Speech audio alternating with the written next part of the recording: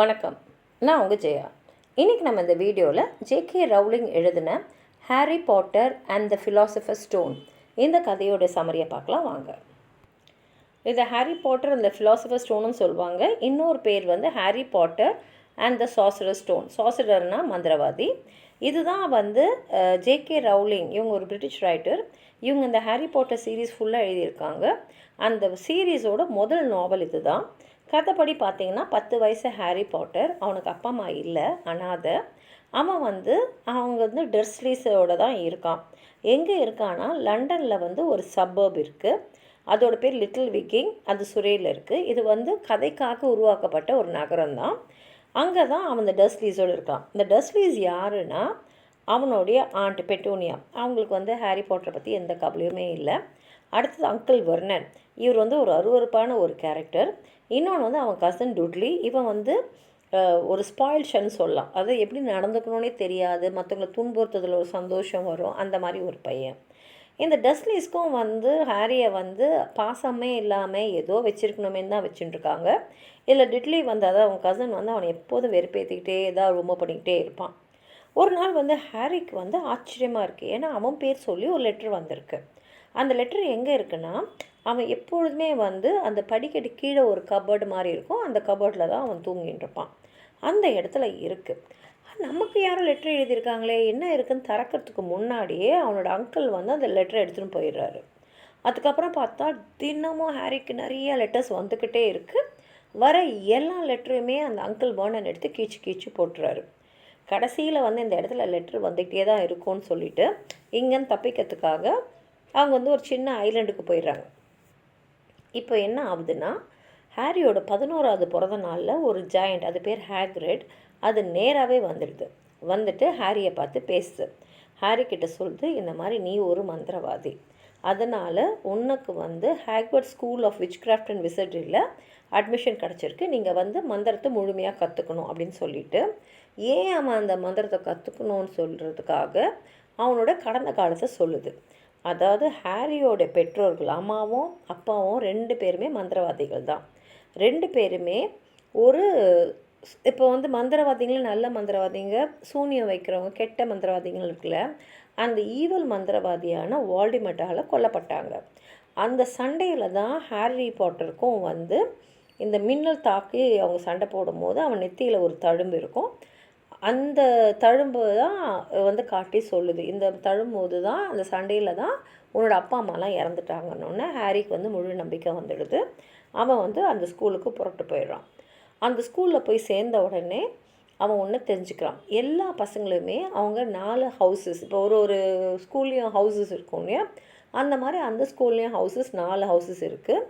கிரைஃபிண்டோர், ஹஃபில்பஃப், ராவென்ஷா, ஸ்லைத்தரின், இதான் அந்த 4 ஹவுசஸ். இதில் ஹாரி பாட்டரை அவங்க கிரிஃபிண்டர் ஹவுஸில் போடுறாங்க. முதல் வருஷமே அவனுக்கு 2 நெருங்கிய நண்பர்கள் கிடைக்கிறாங்க. அவங்கள வந்து கிரிஃபிண்டர் ஹவுஸ்லேயே இருக்கிறவங்க தான்.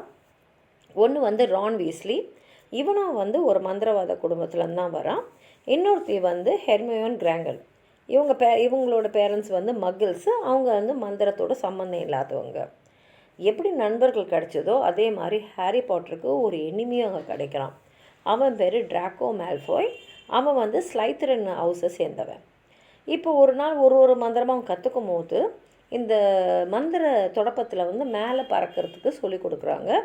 அதில் பார்த்தா ஹாரி பாட்டர் அருமையாக அதை செஞ்சிடறான். உடனே அவன் வந்து அவனுடைய கிரிஃபிண்டர் குவிடிச் டீமோடைய நட்சத்திரமாகவே ஆயிடுறான். இதை பார்த்த ட்ராக்கோவுக்கு எப்படியாவது ஹாரியும் அவன் நண்பர்களையும் வம்பில் இதெல்லாம் மாட்டி விடணும்னு நினச்சிட்டு அவங்கள ஏமாற்றி ஒரு நாள் ராத்திரி அவங்க ரூம் விட்டு வெளியில் வர வச்சிடறான். இது வந்து அந்த ஸ்கூலோடைய ரூல்ஸ்க்கு எதிரானது, தப்பு, அதுக்கு பனிஷ்மெண்ட்டே இருக்குது. வெளியில் வந்துட்ட அப்புறம் தான் இவங்களுக்கு தெரியுது, நம்ம வந்து ஏமாற்றப்பட்டிருக்கோன்னு. யார் கண்ணிலையும் படாமல் திருப்பி நம்ம ரூமுக்கு ஓடிடணும்னு சொல்லிட்டு அவங்க திருப்பி வரும்போது தான் அவங்க வந்து ஒரு 3 தலை நாயை பார்க்குறாங்க. அந்த 3 தலை நாய் என்ன பண்ணுதுன்னா, ஒரு மூடப்பட்ட கதவை பாதுகாத்துட்டுருக்கு. அந்த கதவுக்கு பின்னாடி ஒரு அறை இருக்குது, அதை பாதுகாத்துட்டுருக்கு. இப்போது வந்து ஹாரி பாட்டருக்கு ஒரு விஷயம் தெரிய வருது. அதாவது ப்ரொஃபஸர் ஸ்னாப், இவர் தான் வந்து அவங்களுக்கு வந்து இந்த மருந்தெல்லாம் தயாரிக்க சொல்லி தருவார். இது பேர் போஷன்.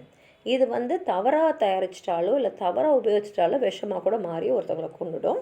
அவர் இது வந்து அந்த போஷன்ஸ் எப்படி பண்ணணும், அந்த மந்திர மருந்தெல்லாம் எப்படி பண்ணணும்னு சொல்லித்தரவர்.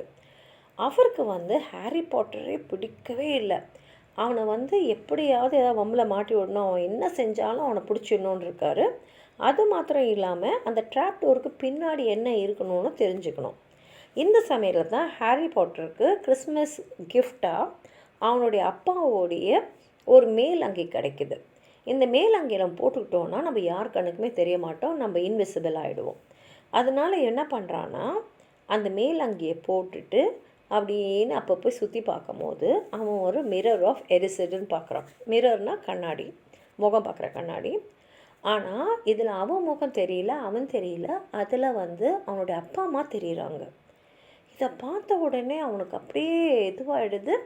நேராக போய் அவனோட ஹெட் மாஸ்டரான ஆல்பஸ் டம்பிள்டோர்கிட்ட சொல்கிறான், இந்த மாதிரி அந்த கண்ணாடியில் நான் என் அப்பா அம்மாவை பார்த்தேன் போது அவர் சொல்கிறாரு, அந்த கண்ணாடியோட சக்தி என்னென்னா நம்ம ஆழ் மனதில் என்ன ஆசை இருக்கோ அதை காட்டும் அப்படின்னு சொல்லி அவன் அப்பா அம்மாவை பார்த்ததுக்கான விளக்கத்தை தராரு.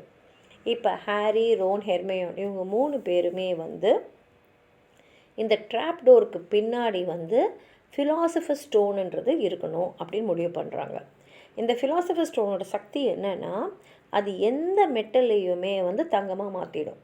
அதை விட முக்கியமான என்னதுன்னா இது யார்கிட்ட இருக்கோ அவங்களுக்கு இறப்பே கிடையாது. இதை தெரிஞ்சிட்ட உடனே தான் அவங்க ஓஹோ அதுக்காக தான் எல்லாரும் ஃபிலாசபர் ஸ்டோனுக்கு ஆசைப்படுறாங்கன்னு முடிவு பண்ணிடுறாங்க. அதே சமயத்தில் அவங்களுக்கு இன்னொரு விஷயமும் தெரிய வருது. இந்த வால்டிமோர்ட் வந்து அங்கே ஒரு காடு இருக்குது, அது வந்து ஃபார்பிடன் ஃபாரஸ்ட், அதாவது அங்கே யாருமே போகக்கூடாது, தடை செய்யப்பட்ட காடு. ஆனால் இவர் அங்கே போய் அங்கே இருக்க யூனிகார்ன்ஸ்னால் பார்க்குறதுக்கு குதிரை மாதிரி இருக்கும், அதோட தலை மேலே ஒரு கொம்பு இருக்கும், இதுதான் யூனிகார்ன்ஸ். அவர் யூனிகார்ன்ஸை கொன்று அதோட ரத்தத்தை குடிச்சுட்டு இருக்கார். ஏன்னா அதுவும் வந்து இறப்பை தவிர்க்கிறதுக்கான ஒரு இடம், ஏதாவது இம்மார்டல் ஆகிடுவீங்க, உங்களுக்கு இறப்பே கிடையாது. இப்போ இந்த 3 பேரும் வந்து முடிவு பண்ணிடுறாங்க ஸ்னாப் வந்து இந்த ஈவில் விசார்டோட தொடர்பு வச்சுருக்காரு அப்படின்னு. இப்போது அவங்களுக்கு தெரிய வருது இந்த ஹேக்ரிட் வந்து இந்த 3 தலை நாய் இருக்கு இல்லையா, அந்த அறையை பாதுகாத்துட்டு அந்த நாயை எப்படி தூங்க வைக்கணுன்ற விஷயத்தை யாருக்கோ சொல்லியிருக்கார். அது யாருன்னு இவங்க என்ன நினைக்கிறாங்கன்னா, ஒன்று ஸ்னாப்பாக இருக்கணும், இல்லை வால்டிமோர்ட்டாக இருக்கணும். இப்போ இவங்க 2 பேரும் அந்த நாயை தூங்க வச்சாங்கன்னா என்ன பண்ணலாம், அந்த நாயை தூங்க வச்சுட்டு உள்ளே போய் அந்த ஃபிலாசபர் ஸ்டோனை எடுக்கிறதுக்கான வாய்ப்பு இருக்குது. அதனால் இப்போ ஃபிலாசபர் ஸ்டோன் வந்து ஆபத்தில் இருக்குது. அதனால் இந்த 3 பேரும் அந்த மேல் அங்கியை போட்டுக்கிட்டு யார் கண்ணையும் தெரியாமல் அவங்க வந்து அந்த அந்த கல்லை எடுத்துடலாம் நம்ம. அது வந்து எடுத்துட்டு வெறுமா வந்து அது வால்டிமோர்ட்டில் கையில் கிடைக்காமல் செய்யறதுக்காக தான். ஏன்னா அவன் வந்து ஃபுல்லாக ஈவல், அவன் கையில் கிடைக்கிறது அது ஆபத்து அப்படின்னு நினைக்கிறாங்க. அதனால் அது அந்த அங்கேயே போட்டுக்கிட்டு அந்த நாயை தாண்டி போயிடுறாங்க. நாய்க்கண்ணுக்கு அவங்க தெரியல. அது மாத்திரம் இல்லாமல் அந்த ரூமுக்குள்ளே போயிட்டு அப்புறம் பார்த்தா அந்த கல்லை வந்து பாதுகாக்கிறதுக்கு நிறைய மந்திரங்கள் போடப்பட்டிருக்கு. இதையெல்லாம் தாண்டி அதுக்கப்புறம் ஹாரி வந்து அந்த அந்த அறைக்குள்ளே அந்த கல் எங்கே இருக்கோ அங்கே போயிடுறான். ஆனால் அங்கே போய் பார்த்தா அவனுடைய ப்ரொஃபஸர் குவிரில் அங்கே இருக்கார். அவர் ஒரு மாதிரி நர்வஸாக இருக்கக்கூடிய ஒரு ஆள் தான், நல்லவர் தான். அவர் அங்கே இருக்கிறத பார்த்தோன்னா எனக்கு ஆச்சரியமாயிடுது. இப்போ வந்து குவிரில் சொல்கிறாரு, இல்லை நான் அந்த கல்லை எடுத்துன்னு வந்தேன், இந்த கண்ணாடி கிட்ட வரும்போது அந்த கல்லை வந்து அந்த கண்ணாடிக்குள்ளே வந்து நான் தவறாக போட்டுட்டேன்.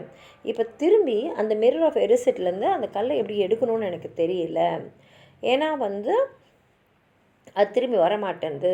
ஆனால் நீ ட்ரை பண்ணு, உனக்கு வந்துடும், நீ ட்ரை பண்ணுன்னு அவனை ஃபோர்ஸ் பண்ணுறாரு. இப்போ அந்த கண்ணாடி முன்னாடி ஹாரி பாட்டர் நிற்கும் போது அவன் மனசில் ஒன்றே ஒன்று தான் இருக்குது, அந்த கல்லை நான் பாதுகாக்கணும், நான் எனக்காக அதை உபயோகப்படுத்திக்க போகிறதில்லன்றது மட்டும் அவன் மனசில் இருக்குது. அவன் வந்து அந்த கண்ணாடி முன்னாடி நிற்கும் போதே அவன் பாக்கெட்டில் ஒன்று கனமாக தோணுது. அது வந்து என்னன்னு அவனுக்கு புரிஞ்சிடுது. அதாவது அந்த கல் வந்து அவன் பாக்கெட்டுக்குள்ளே வந்துடுச்சுன்னு அவனுக்கு தெரிஞ்சிடுது. ஆனால் அதை அவன் குரில் கையில் சொல்லவே இல்லை. இப்போ கல் வரலை அப்படின்னு தெரிஞ்சிடனே குரில் என்ன பண்ணுறாரு, அவர் தரையில் இருக்கிற டர்பனை எடுக்கிறாரு. டர்பனை எடுக்கும் போது தான் தெரியுது அந்த தலைக்கு பின்னாடி வால்டிமோர்ட்டோட முகம் இருக்குது. அதாவது வால்டிமோர்ட் வந்து குரிலோடைய உடம்ப அவர் வந்து யூஸ் பண்ணிக்கிட்டு இருக்கார். அது வந்து அந்த கல் அவர் கிடைக்கிற வரைக்கும் முழுசாக உயிரோடு திரும்பி வர வரைக்கும். இப்போ ஒரே உடம்புல இருக்கிற வால்டிமோர்ட் குரிலும் ஹாரி பாட்டரும் சண்டை போடுறாங்க. எதுக்கு சண்டை போடுறாங்கன்னா அந்த கல் வந்து அவங்களுக்கு வேணுன்றது. ஏன்னா அவருக்கு நிஜமாக தெரியுது ஹாரி பாட்டர்கிட்ட தான் அந்த கல் இருக்குன்னு. சண்டையில் வந்து ஹாரி பாட்டர் மயங்கி விழுந்துடுறான். அதுக்கப்புறம் எழுந்து பார்க்கும்போது தான் அவனுக்கு வந்து தெரியுது, அவனை வந்து காப்பாற்றினது அவனோட ஹெட் மாஸ்டர் டம்பிள்டோர் தான். அதே சமயத்தில் இந்த கல்லை வந்து அழிச்சாகணும், ஏன்னா வந்து இது கெட்டவங்க கையில் கிடச்சா அவங்களுக்கு இறப்பே இருக்காது, அவங்க இன்னும் நிறைய கெட்டது செய்வாங்க. அதே சமயத்தில் வால்டெமோர்ட்டும் தப்பிச்சு போயிட்டான்னு தெரியுது. இதோடு இந்த கதை முடியுது. உங்களுக்கு ஏதாவது சொல்ல நினச்சிங்கன்னா கீழே இருக்கிற கமெண்ட் பாக்ஸில் எழுதுங்க. இந்த வீடியோவை லைக் பண்ணுங்கள், உங்கள் ஃப்ரெண்ட்ஸோடு ஷேர் பண்ணுங்கள். சப்ஸ்கிரைப் பண்ணாதவங்களாம் ப்ளீஸ் சப்ஸ்கிரைப் பண்ணி சப்போர்ட் பண்ணுங்கள். நன்றி.